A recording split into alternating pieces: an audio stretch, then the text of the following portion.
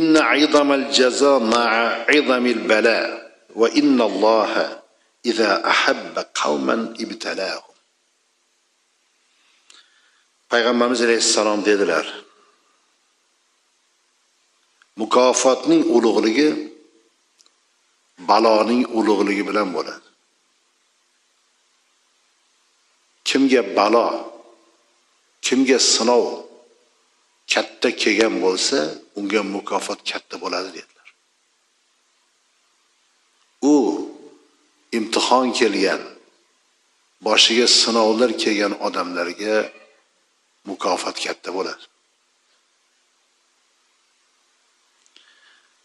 Albatta Alloh taolo bir qavmni yaxshi ko'rsa, ularni imtihon qiladi dedilar.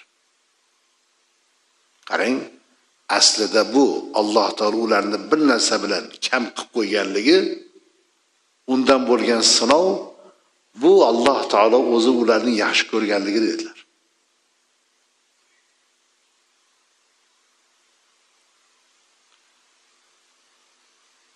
Uni sinagani Alloh uni yaxshi ko'rgani, ana shunday qabul qiling. Bu banda Xudoga yoqadigan banda ekanda, shuning uchun yuborgan.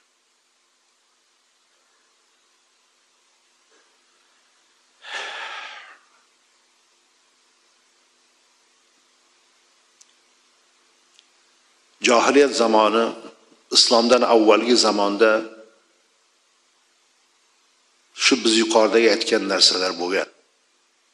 Odamiga qarab muomala qilingan. Boy bo'lsa o'zgacha muomala, kambag'al bo'lsa o'zgacha. Erkakka o'zgacha yarasha, ayol kishini odam ham demagan.